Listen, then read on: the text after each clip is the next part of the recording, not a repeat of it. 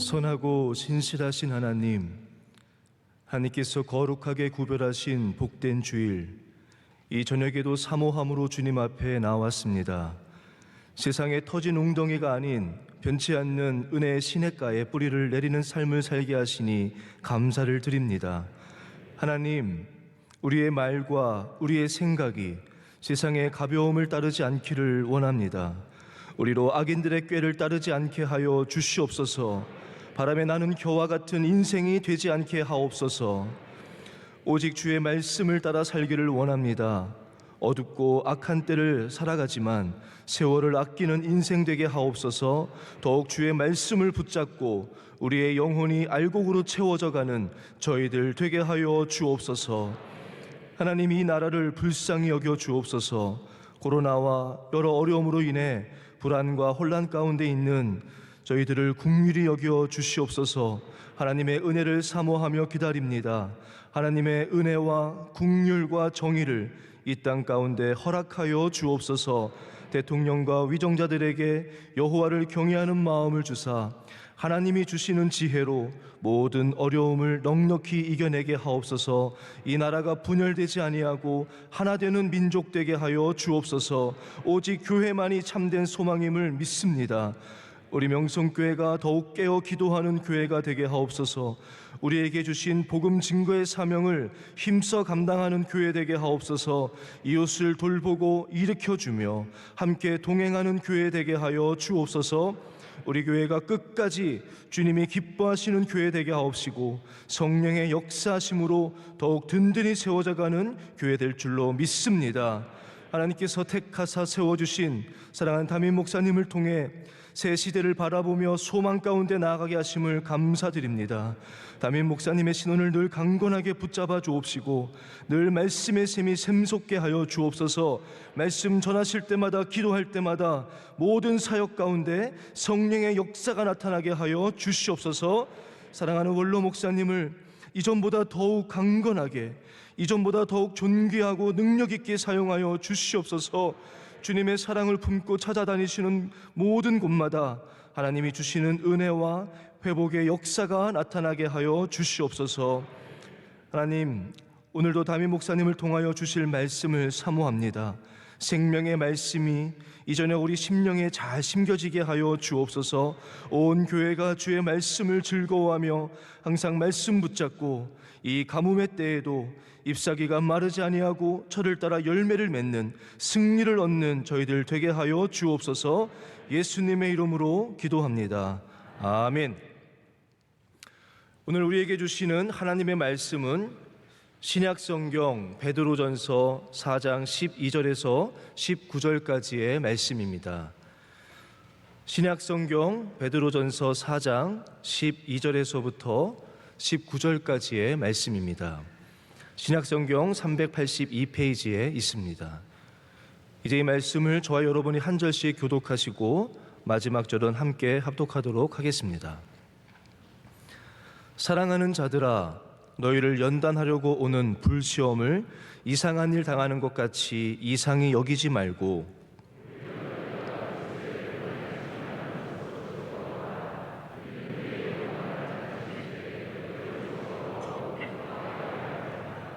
너희가 그리스도의 이름으로 치욕을 당하면 복 있는 자로다. 영광의 영 곧 하나님의 영이 너희 위에 계심이라.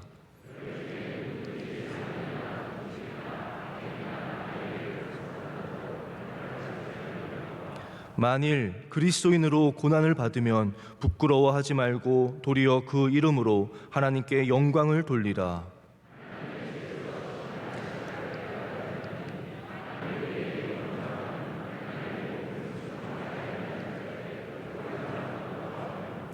또 의인이 겨우 구원을 받으면 경건하지 아니한 자와 죄인은 어디에 서리요. 그러므로 하나님의 뜻대로 고난을 받는 자들은 또한 선을 행하는 가운데에 그 영혼을 미쁘신 창조주께 의탁할지어다. 아멘. 이제 말씀으로 은혜 받는 시간입니다. 담임 목사님께서 그리스도로서 고난을 받으면 이라는 제목으로 하나님 말씀을 전해주실 때 큰 은혜의 시간 될 줄로 믿습니다. 오늘 베드로전서 4장의 마지막 절까지의 말씀이고요. 이 말씀을 통해서 우리 고난에 대한 이야기를 오늘 사실 낮과 연결되어 있는 말씀이라고도 할 수 있는데요. 계속해서 나누고자 합니다. 저희가 어렸을 때 저희는 스케이트를 참 많이 탔습니다. 부자라서 스케이트를 타는 건 아니었고요.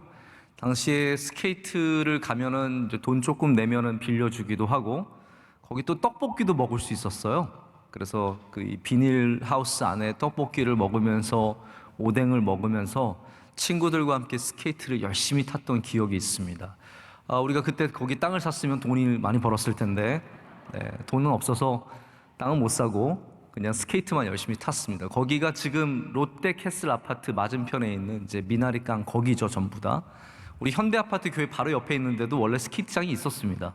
아파트가 세워지기 전에 스케이트장이 있어서 가끔씩 가서 탔던 기억이 있는데, 지금은 실외 스케이트장이 없습니다. 왜 없죠? 온난화 때문입니다. 이제 온난화가 되어서 우리나라에서 실외에 스케이트장이 있으려면 아마 어디 산꼭대기에 지어야만 가능할 것이고, 제가 바라기는 언젠간 통일이 되어서 우리 북한에는 분명히 스케이트장이 세울 수 있을 것 같아서 거기 가서 타면 참 좋겠다는 생각을 해봅니다. 세상이 굉장히 이상해지고 있습니다. 모든 것들이 이상해지죠. 이 질병, 이 코로나 바이러스도 우리 인간이 저지른 그러한 사실은 우리의 산물이다라는 지적이 굉장히 많습니다. 우리 온난화를 비롯해서 자연 파괴라든지 동식물을 하나님이 지켜주시는 어떤 청지기의 자세로 지킨 것이 아니라 남용하고 포획하다 보니까 결국은 이러한 질병들이 인간 사회로 들어오게 되는 것에 대한 그런 굉장히 생태학적인 지적들이 많이 있거든요. 이 어려움 때문에 우리 학생들은 굉장히 이상한 삶을 살고 있습니다. 저는 가장 안 된 아이들이 작년에 초등학교 1학년 학생들, 정말로 초등학교 1학년 학생들은요, 학교가 뭔지 잘 모릅니다.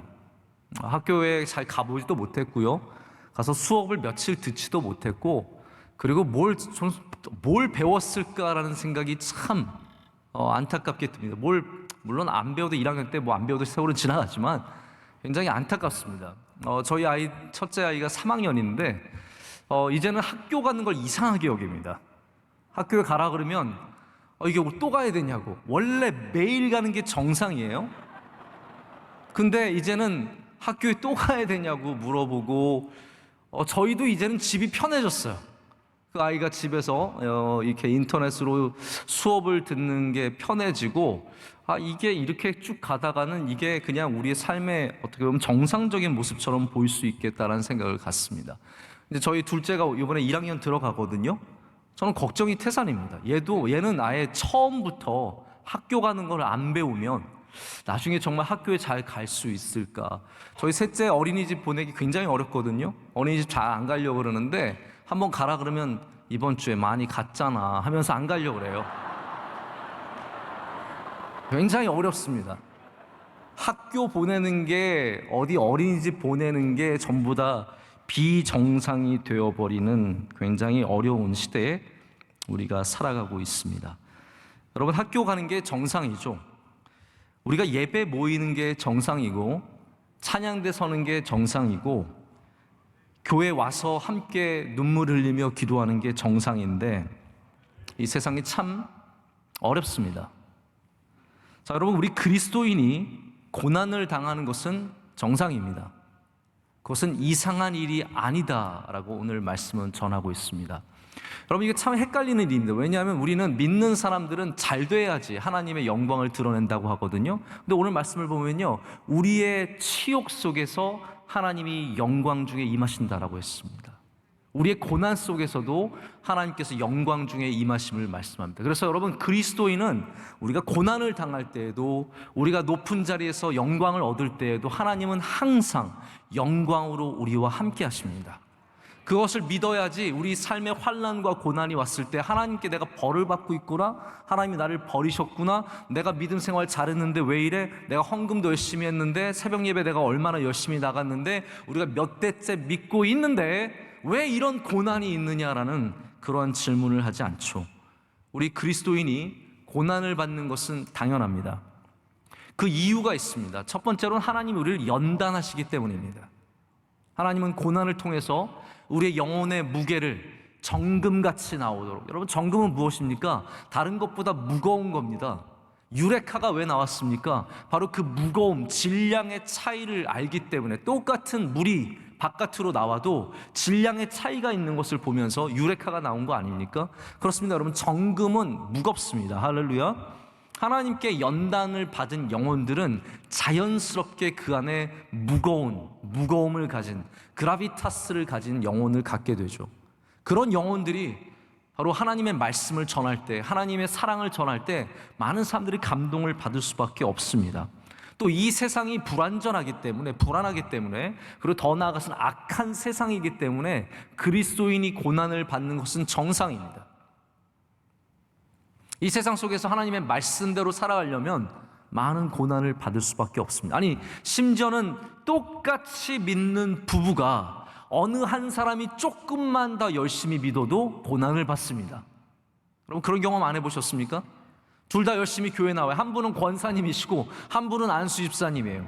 그런데 권사님이든 안수 집사님이든 어떤 한 분이 조금 더 열심히 있어서, 조금 더 주님께 열심을 내고자 열심을 내어 보십시오. 다른 쪽에서 그 정도 안 해도 괜찮잖아 라고 얘기하면서 태클이 들어갑니다. 우리 그리스도인들이 고난을 당하는 것은 이상한 일이 아닙니다. 할렐루야.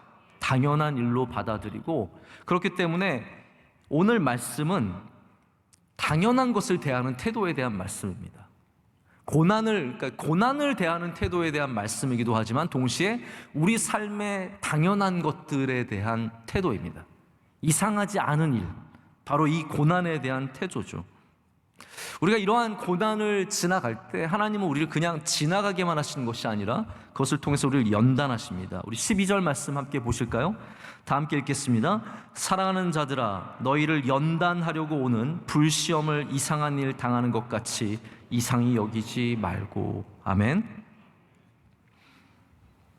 여기 불시험이라는 말도 두 개의 의미를 갖고 있습니다. 성령의 뜨거운 불같은 시험이면서 동시에 불같이 어려운 시험이기도 합니다. 그래서 뜨거운 건 매한가지니까 이 불같은 연단을 받을 때 우리는 굉장히 힘듭니다. 정말 고난에 3년, 5년, 때로는 10년, 20년을 지나가야 하는 일들이 있죠. 근데 여기 하나님은 연단하신다라고 말씀을 하시고 계십니다. 제가 언젠가 이 단어를 설명드린 적이 있는 것 같은데요. 이 연단이라는 단어는 은이라든지 금이라든지 중요한 것을 얻어내기 위해서 불순물을 태워버리는 그러한 작업입니다.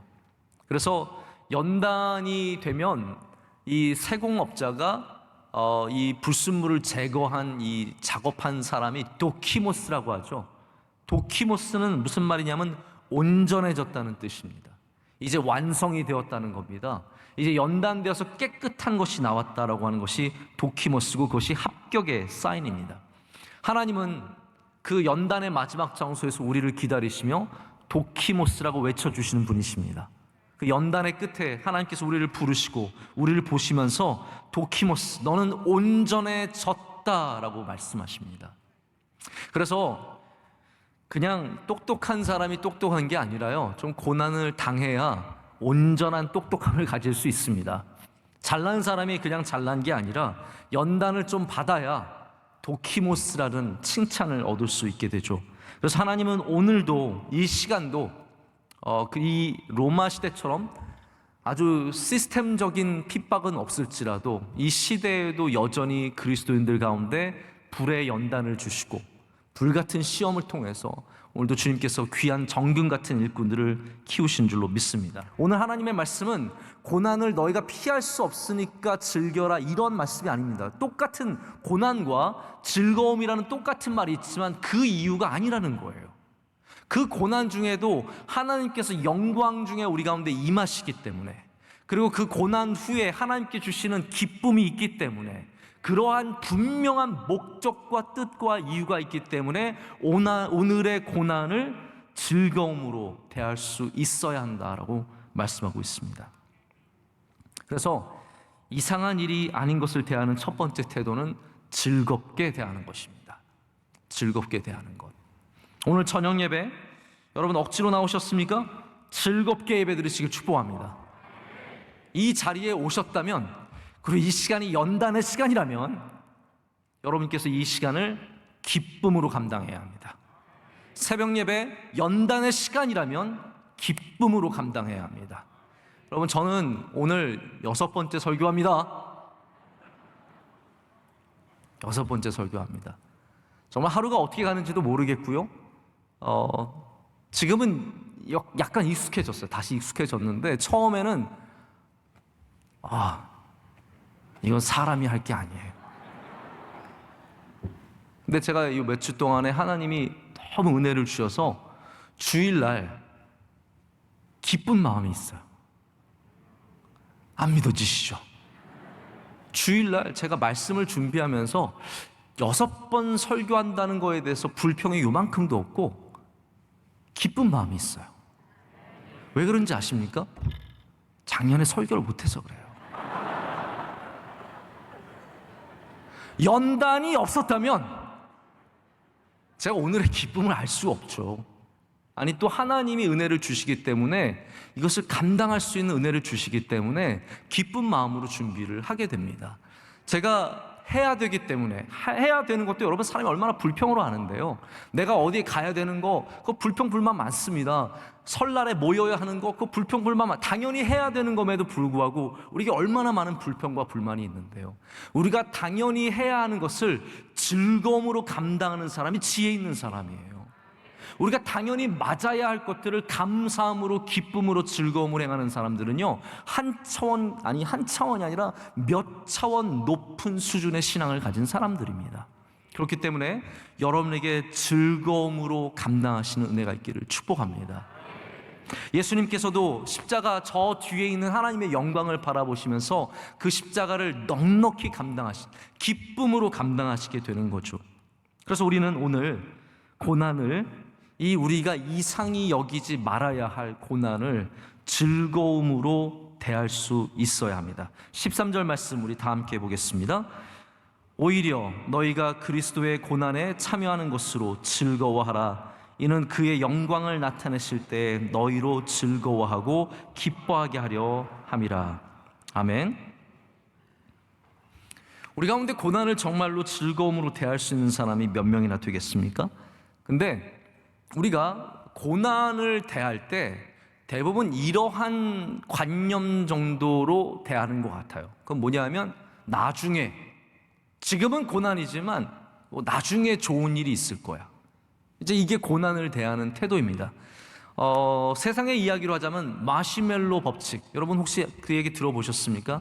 마시멜로의 법칙은 뭐냐면요, 이 아이들에게 마시멜로를 놔주고 그 아이가 먹느냐 안 먹느냐를 보면은 그 아이가 나중에 정말로 공부를 잘하게 되는지, 자기 절제가 가능한지 아닌지를 어느 정도 알 수 있다는 이야기예요. 마시멜로는 요 하얀 거, 초코파이 사이에 들어가는 거 아시죠?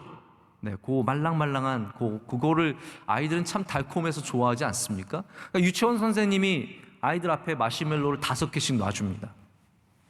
그리고 나가면서 선생님이 이렇게 얘기하는 거죠. 너희들 내가 돌아올 때까지 안 먹으면 내가 돌아와서 3개 더 줄게. 이렇게 얘기를 합니다. 그럼 아이들 중에 어떤 아이들이 있겠습니까? 그런가 난 오늘이 중요해. 지금 이 시간이. 그래서 이 시간이 중요해서 먹는 아이들이 있습니다. 그 가운데는 또 어떤 아이들이 있냐면, 이 고난을 참아내면, 내가 이 연단을 참아내면 담임 선생님이 재림하실 때 내가 3개의 마시멜로를 더 얻으리라. 이러한 어렸을 때부터 굉장히 어떤 훈련이 된 아이들이 있어요. 저는 이 말씀을, 이 마시멜로 법칙을 생각하면서 저희 셋째가 떠오르더라고요. 저희 셋째는 자기가 좋아하는 걸 굉장히 잘 먹습니다. 얘는 분명히 이랬을 거예요. 선생님이 나가시면 5개를 바로 먹고, 선생님이 들어오시면 3개를 더 달라고 떼를 쓰겠죠.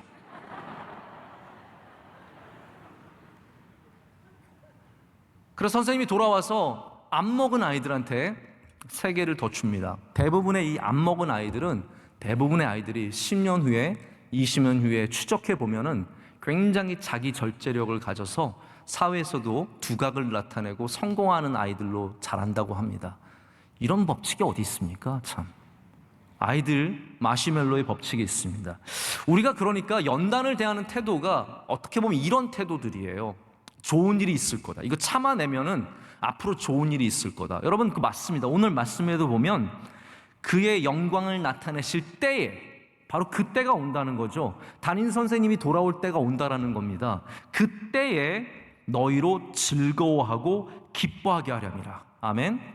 바로 미래에 대한 약속의 말씀이 있어요. 근데 오늘 말씀은 한 가지를 더 보태줍니다. 이거 굉장히 중요한 것 같아요. 그건 뭐냐면 그리스도의 고난에 참여하는 것으로 즐거워하라. 다시 말하자면 지금 고난을 당하는 이 순간도 즐거워하라는 겁니다.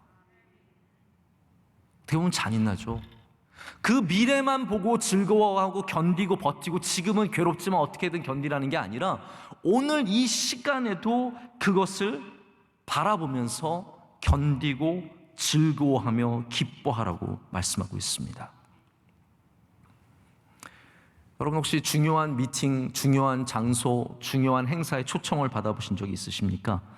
굉장히 자랑스럽습니다. 내가 이런 데를 가다니, 내가 여기에서 말씀을 전하다니, 내가 이런 분들과 만나다니, 굉장히 자랑스러운 일입니다. 하지만 우리가 항상 그런 데만 초청받는 건 아니죠.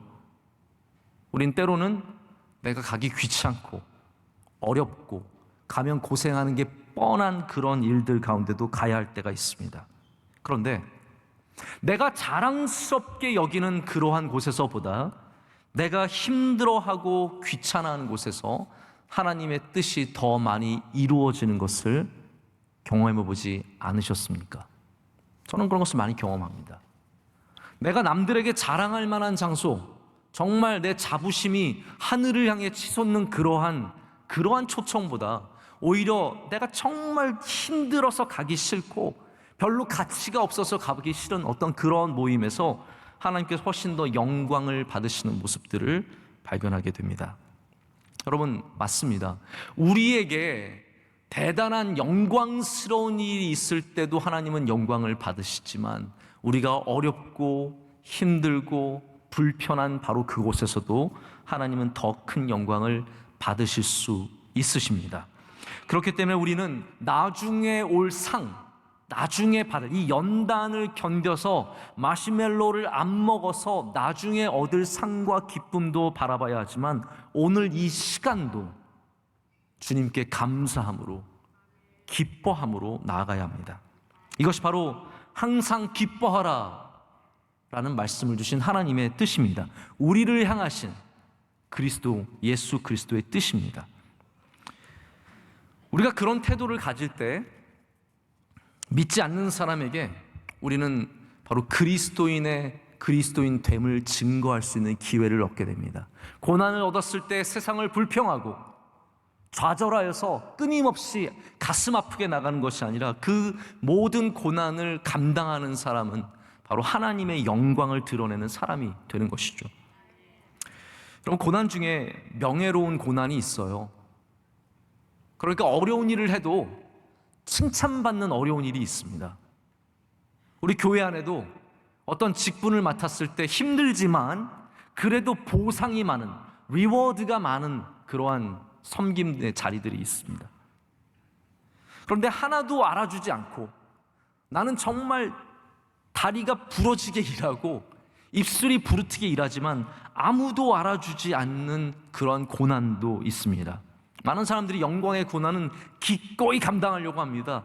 그거 어렵지만 내가 하겠다는 거예요. 왜냐하면 많은 영광이 있으니까요. 하지만 알아주지 않는 고난은 우리 본능적으로 멀리하고 그리고 하고 싶어 하지 않는 마음이 있습니다. 근데 하나님은 이 모든 고난 앞에서 평등하십니다. 할렐루야. 영광의 고난만 하나님께서 기뻐하시는 것이 아니라 아무도 알아주지 않는 그 고난도 하나님께서는 기뻐하시며 하나님의 영광을 나타내십니다. 우리가 기뻐하는 자세, 이 고난을 당할 때 이 자세가 참 중요한 것 같습니다. 이것이 바로 우리 그리스도인됨을 보여주기 때문입니다.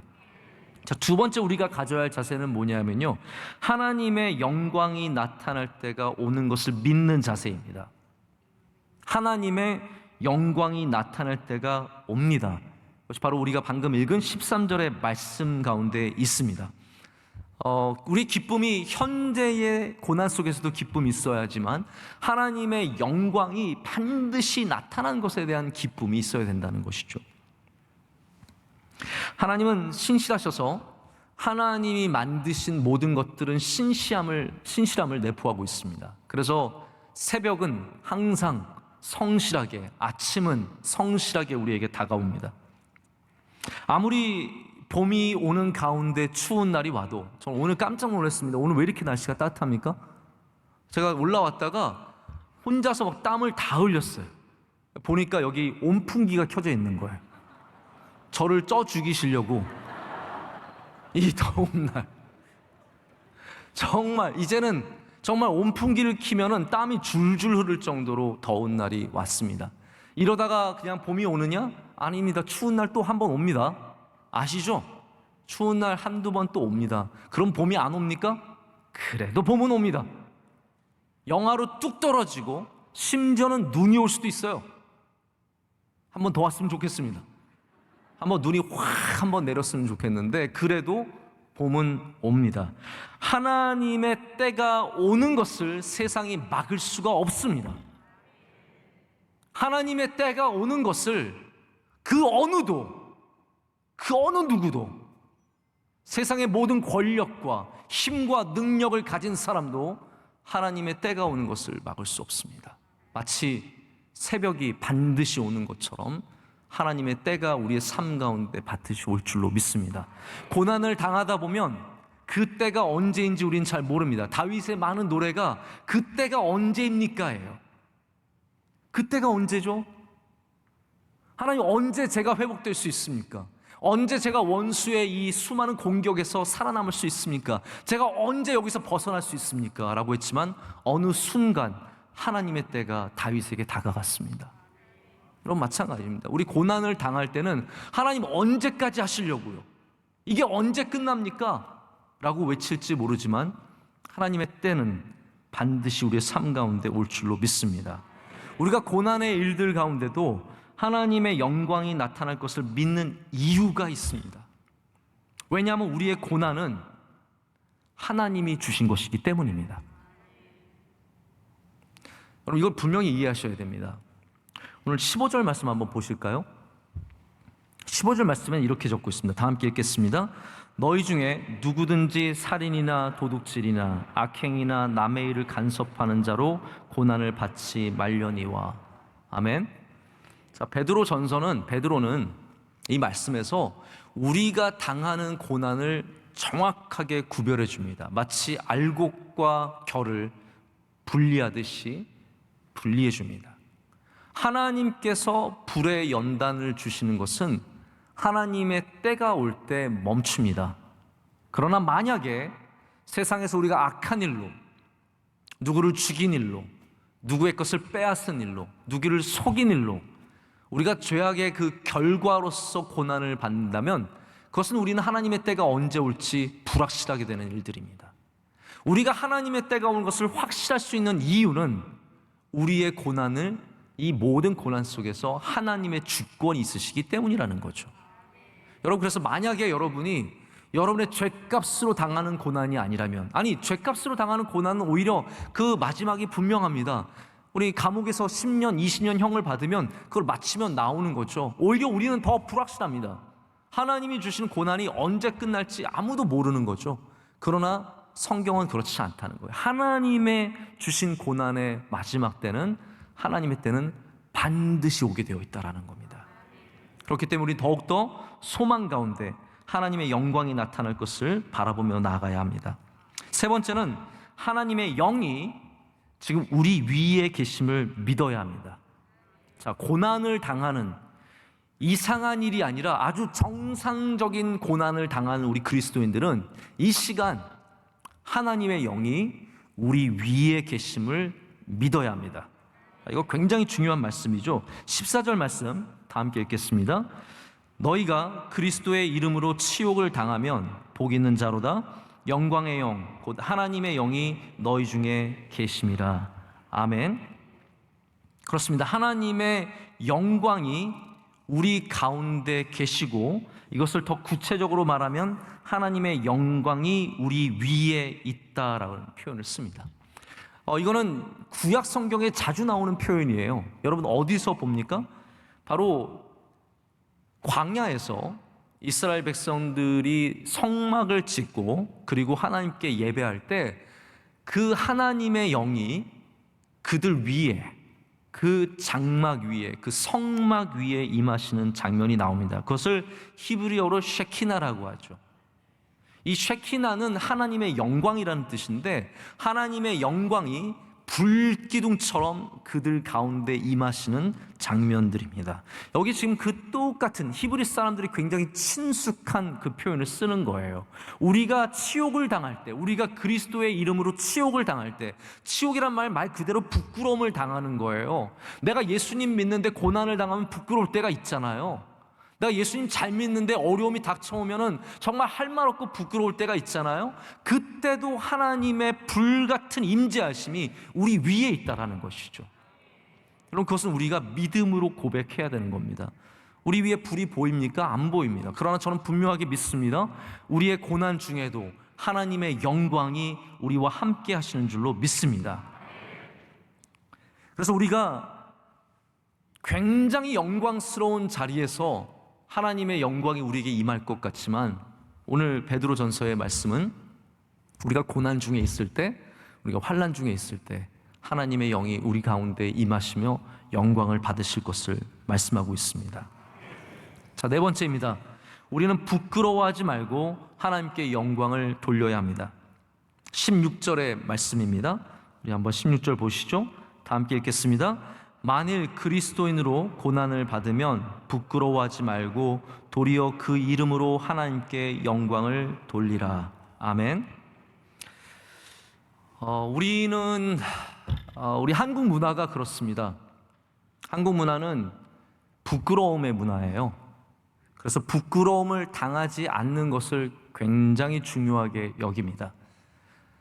체면 차리는 것을 굉장히 중요하게 여깁니다.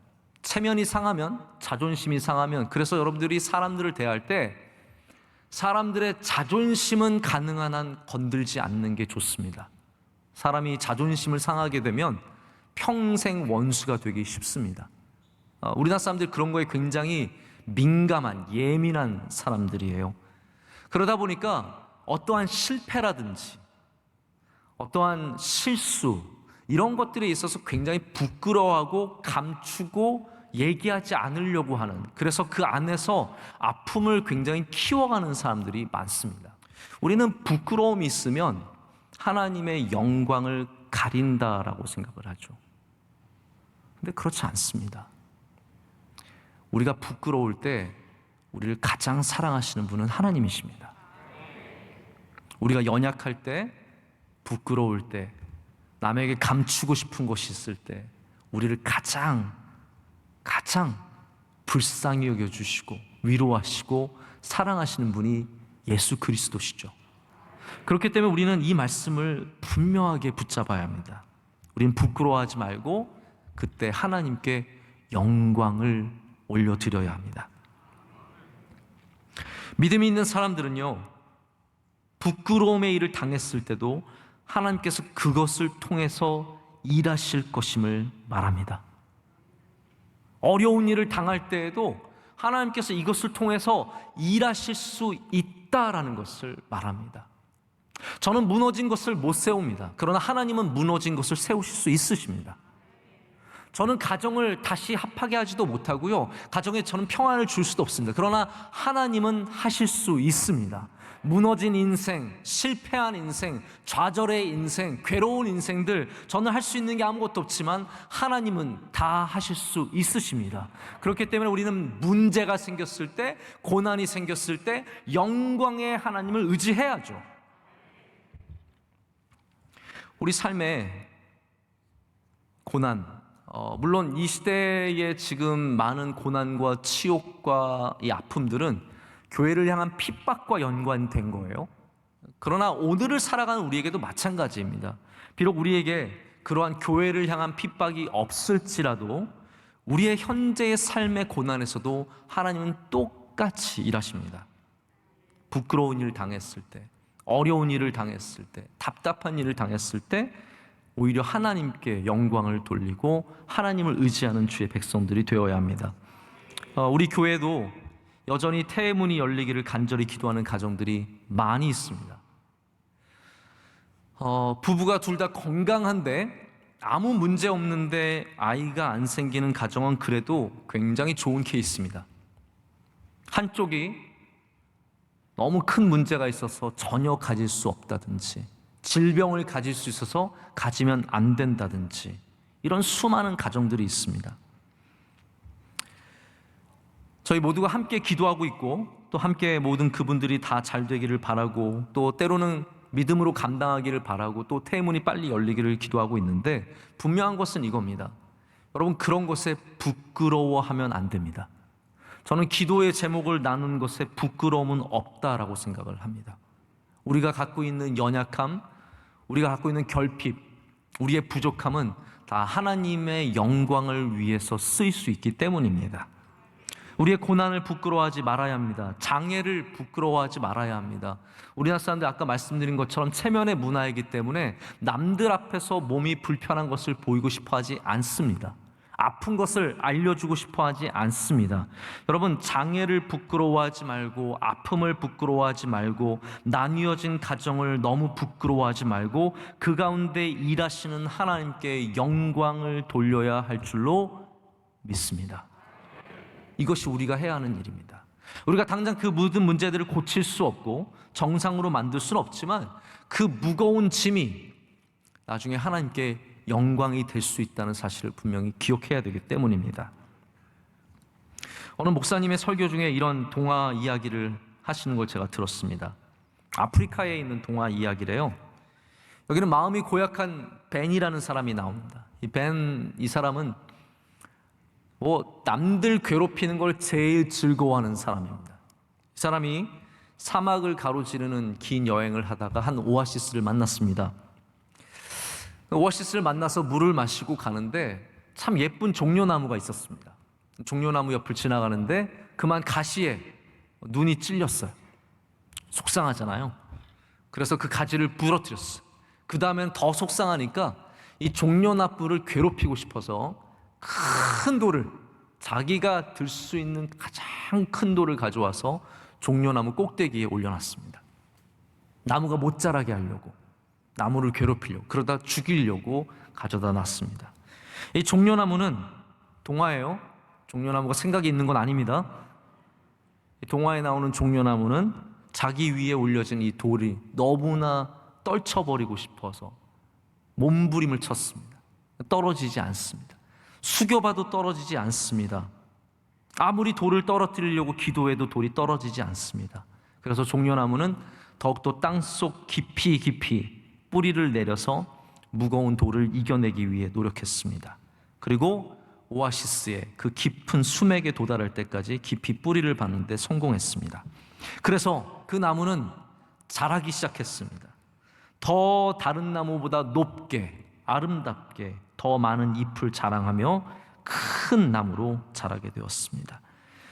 풍부한 물을 공급받고 따뜻한 햇볕에 자란 종려나무는 이제 정말 임금처럼 기품 있는 아주 멋있는 종려나무가 되었습니다. 몇 년 뒤 우연히 다시 그 오아시스로 돌아오게 된 벤은 그 나무를 찾아보고 싶었습니다. 내가 돌로 올려놓은 그 나무 어떻게 됐을까 궁금해서 찾아봤습니다. 그러나 그 나무를 찾을 수 없었습니다. 아무리 돌아봐도 낮은 나무가 없었기 때문입니다. 바로 그때 그 성장한 종려나무가 자기 머리 위에 있는 그 돌을 보여주면서 이렇게 말했다고 합니다. 벤 씨, 당신에게 제가 감사를 드려야겠군요. 동화입니다. 네. 당신 심술 덕분에 내가 이렇게 튼튼한 나무가 되었습니다. 감사합니다. 라고 얘기를 했다고 합니다. 여러분, 우리 머리 위에 돌이 있다면 누가 기뻐하겠습니까? 우리가 고난을 받으면 누가 즐거운 마음이 있겠습니까? 우리가 환난과 어려움 속에 있으면 누가 그것을 이거는 나를 위한 것이야 라고 생각을 할 수 있겠습니까? 여러분, 조금만 아파도 괴로운 것이고 살아에 가시 하나 박혀도 그거 가지고 울고 불고 빼기 위해서 몸부림치는 우리인데, 돌이 우리 안에 우리를 누르고 있고 우리 인생에 수많은 고난이 있으면 여러분 그걸 어떻게 감당하겠습니까? 그런데 우린 분명히 알아야 합니다. 그 돌로 인해서, 그 고난으로 인해서 하나님은 우리가 더 아름답게 성장하기를 원하시는 겁니다. 겉만 번지르르한 그리스도인들이 아니라 그 안에 영혼 속에 무게를 갖고 있는 사람들, 그 영혼이 단단한 사람들이 되기를 하나님께서는 원하신다는 거죠. 저는 우리 교우들이, 우리 사랑하는 주님의 백성들이 바로 그러한 고난 속에서 하나님의 영광을 바라보며 오늘을 즐거움으로 감당하는 은혜가 있기를 바랍니다. 마지막 말씀만 전하고 말씀을 맺겠습니다. 19절 말씀을 함께 보실까요? 다 함께 읽겠습니다. 그러므로 하나님의 뜻대로 고난을 받은 자들은 또한 선을 행하는 가운데에 그 영혼을 미쁘신 창조주께 의탁할지어다. 아멘. 고난을 받는 자세는 끝까지 중요합니다. 처음에만 중요한 것이 아니라 끝까지 우리가 일관되게 버리지 말아야 할 태도가 하나가 있습니다. 그것은 뭐냐 하면 고난을 받는 가운데도 선을 행하는 것입니다. 고난을 당하는 사람은 누가 나를 도와주기를 바라는 마음에 급급하지요. 그래서 선을 행하는 것에 많은 관심을 두기가 참 어렵습니다. 근데 오늘 말씀은 너희가 고난을 받을 그때에도 선을 행하는 사람이 되라고 말씀하고 있습니다. 바로 베드로가 이 교인들에게 주는 굉장히 생명과도 같은 말씀이에요. 너희가 지금 고난 중에 있고 너 숨쉬기도 힘들지만 그 가운데도 선을 행하라는 거예요. 그것이 하나님께서 우리에게 주신 뜻이라는 겁니다. 여러분, 맞습니다. 로마서에도 나와 있지만 악을 악으로 갚는 것이 아니라 우리는 의로 악을 갚아야 하고 선함으로 악을 갚아야 합니다. 그렇기 때문에 고난을 당할 때도 마찬가지예요. 고난을 당할 때에도 우리가 선을 행한다는 사실은 변하지 않는다라는 거예요. 어려우면 누가 나 도와주기를 바라는 마음만 있지요, 내가 누구를 도와주는 것에 대한 관심을 참 갖기가 어렵습니다. 그런데 제가 가끔 정말 훌륭하신 분들을 보면은 그분들이 갖고 있는 공통점이 다 이거예요. 나에게 아픔과 어려움과 수많은 환난이 있지만 여전히 남을 돕는 선한 일들을 행하시는 분들이시라는 거죠. 제가 미국에서 섬겼던 한 교회는 그 목사님이 우리 원로 목사님을 굉장히 벤치마킹을 하셨어요. 지금 뭐 이렇게 표현하면 되죠. 스타트업 기업들이 그 가운데서 어떤 좋은 기업들을 벤치마킹하는 것처럼 명성교회 원로 목사님의 목회를 벤치마킹하신 목사님이 있어요. 그분이 벤치마킹한 게 뭐 설교를 따라하고, 사실 여러분 아시겠지만 설교는요 따라하기가 굉장히 어렵습니다. 제가 원로 목사님 설교를요 안 따라하는 게 아니에요. 못 따라하는 거예요. 이걸 아셔야 됩니다. 제가 봤을 때 조용기 목사님 설교를 따라하시는 분들은 많아요. 그런데 우리 원로 목사님 설교를 따라한 분은 없어요. 왜냐하면 못해요. 저는 아예 시도를 안 하는 겁니다. 물론 흉내는 낼 수 있어요. 흉내는 낼 수 있지만 따라할 수 없어요. 목사님도 원로 목사님의 뭐 다른 걸 흉내내는 게 아니라 제일 중요한 건 그거더라고요. 어려울 때부터 남을 돕는 일, 어려울 때부터 선교하고, 어려울 때도 많은 도움의 손길을 베풀어주는 일. 그분은 이렇게 생각하신 것 같아요. 가끔 제가 그 간증을 들었는데, 명성교회 김상하 목사님 보니까 어려울 때 이렇게 베푸니까 하나님께서 그 교회의 복을 많이 주시더라. 그 교회를 하나님께서 기뻐하시더라. 그분이 제대로 보신 것 같아요. 그래서 그 목사님이 그 목회를 아주 뉴욕에서 어려운 곳에서도 얼마나 멋지게 아름답게 이루어내셨는지 모릅니다. 하나님의 은혜죠. 할렐루야. 여러분, 마찬가지입니다. 우리가 고난을 당할 때에도 이걸 여러분 꼭 기억하셨으면 좋겠습니다. 선을 행해야 합니다. 그것이 바로 우리가 하나님께 우리의 영혼을 온전히 맡기는 일입니다. 하나님께 우리의 영혼을 맡긴다는 말이 죽는다는 말이 아닙니다. 우리의 모든 것을 하나님께 의탁한다는 말이죠.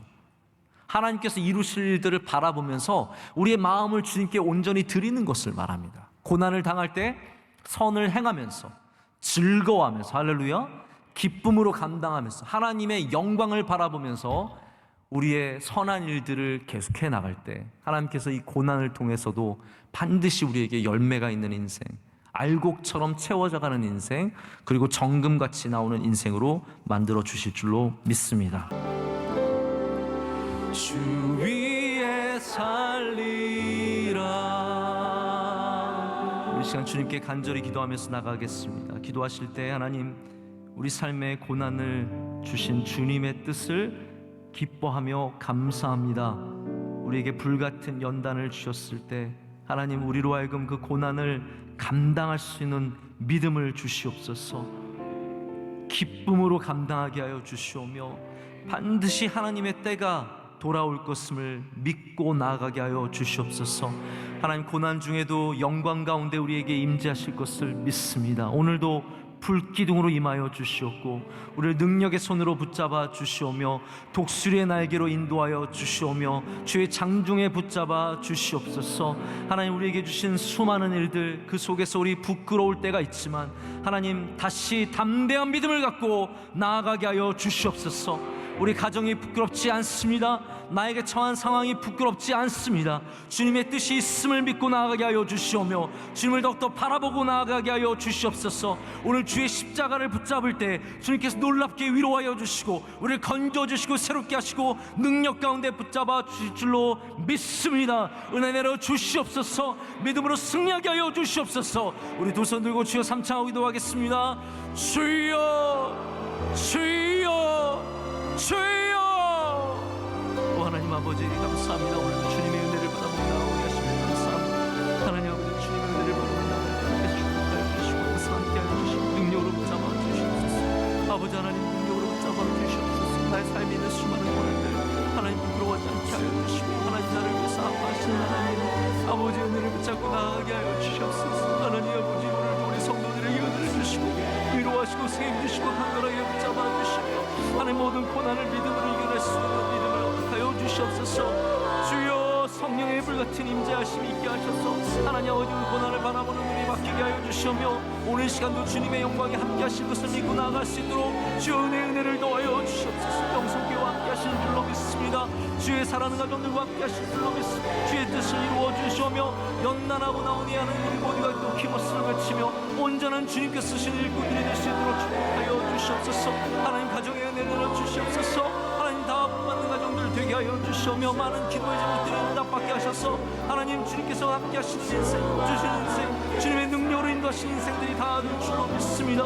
하나님, 성도들 갖고 있는 기도의 제목들 주 앞에 내놓을 때 오늘도 들어주시고 응답하여 주시고 역사하여 주시옵소서. 주여, 친히 역사하여 주시옵소서. 아버지의 뜻이 이루어지게 하여 주시오며 아버지의 영광의 때가 속히 올 수 있도록 주님 축복하여 주시옵소서.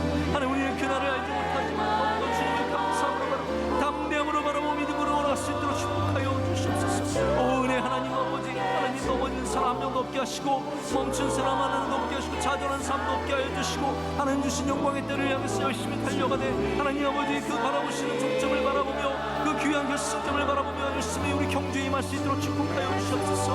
우리를 부르신 하나님 아버지, 주의 뜻이 있는 줄로 믿습니다. 아버지의 뜻을 알려주시옵고 하나님의 뜻을 세워주신데 하나님 아버지, 우리 그 뜻을 아는 가운데 주님을 더욱더 깊게 붙잡을 줄로 믿습니다. 믿음 없음을 불쌍히 여겨주시옵고 오늘도 우리에게 믿음을 허락하여 주시고 담대한 믿음을 주셔서 하나님 혼란과 고난 속에서도 아버지께 영광 올려드리는 주님의 귀한 백성들 다 되게 하여 주시옵소서. 하나님 아버지, 감사합니다. 고난 중에도 우리가 즐거움과 기쁨을 놓지 않는 것은 주님께서 우리와 함께 하시기 때문입니다. 오늘도 주의 영광이 우리 위에 머물고 계시며 우리의 부끄러움 가운데도 주님께서 영광을 받고 계시며 주님의 때가, 그 정하신 귀한 때가 반드시 올 줄로 믿습니다. 하나님, 그 때를 바라보며 눈물로 살아가는 주의 종들이 있습니다. 하나님, 불쌍히 여겨주시고 함께하여 주시고 위로하시고 세임 주시고 우리에게 주시는 것이 재앙이 아니라 평안임을 다시 믿고 나아갈 수 있도록 은혜 내려 주시옵소서. 하나님, 오늘 우리가 모든 문제로부터 걱정과 두려움과 근심을 내려놓게 하시고 하나님을 의지하는 마음으로 넉넉히 감당하게 하여 주시옵소서. 고난의 때가 속히 끝나게 하시고 하나님이 주시는 영광의 때가 모든 사람들에게 속히 올 수 있도록, 그리고 그 기간들을 믿음으로 잘 견뎌내며 승리하며 이겨낼 수 있도록 우리 가운데 친히 역사하여 주시옵소서. 우리의 모든 것 대신 예수 그리스도의 이름으로 기도드립니다. 아멘.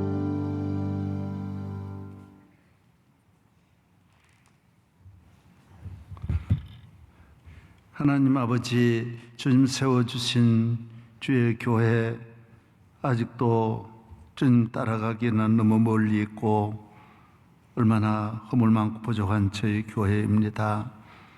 주님, 새싹같이 주님 앞에 어린 싹들이 모였습니다. 이 땅에서 가장 부족한 주의 교회를 주께서 항상 주름을 펴주시고 주께서 목자장이 되셔서 이 재단을 푸르르고 살아있는 건강한 목장이 되고 능력의 재단이 되게 하여 주옵소서. 몸의 질병으로 고생하는 성도들을 주님 참을 수 있는 능력을 주시든지 고칠 수 있는 은혜를 주시든지 깨끗하게 하여 주옵시고, 또 태의 문이 열리게 하시옵소서. 태의 문이 열리게 하옵소서. 결혼의 길이 열리게 하옵소서. 신뢰함을 주옵소서. 가정의 평안을 주시고 우리 마음의 미운 마음, 시험든 증오의 마음, 낙심, 좌절, 두려움, 염려 이 밤에 다 떠나갈 줄로 믿습니다. 할렐루야. 드린 모든 예물을 주님 기쁘게 받으시기를 축복합니다. 성도들 마음의 예물도 받아 주옵소서. 몸을 바치고 손 발을 드리는 성도들도 받아 주옵소서. 성가대 찬양을 기쁘게 받으시며 하나님께 영광, 가정의 축복, 가는 길에 하나님 좋은 날이 올 줄로 믿습니다. 시험을 다 이기고 부끄러움을 깨치 말고 주님의 교회와 주의 나라 위하여 우리가 의의 아픔을 당할 때 우리 하나님께서 천배 만배 보상해 주시고 주의 영이 같이 할 줄로 믿습니다. 주의 종을 오른팔에 능력의 발에 맡깁니다. 곤비치 않게 하여 주옵소서. 감당할 수 있는 새 힘을 늘 주심을 찬양합니다. 할렐루야. 우리 장로님들과 사랑하는 동역자, 교육자들과 우리 교회를 거쳐간 모든 목사님들과 선교사들, 오늘 하는 은혜를 주시고 미얀마의 위기가 대단히 어려운 가운데 싸우니 그곳에 있는 선교사들의 안전을 지켜 주시옵소서. 보호하여 주옵소서. 하나님 아버지, 오늘 저녁에 참석한 본당과 비디오실 모두에게 은혜를 내려 주옵소서. 이제는 주 예수 그리스도의 은혜와 주 여호와 하나님의 사랑과 주 보혜사 성령님의 은혜가 우리 모두에게 함께 하시기를 축원하옵나이다. 아멘.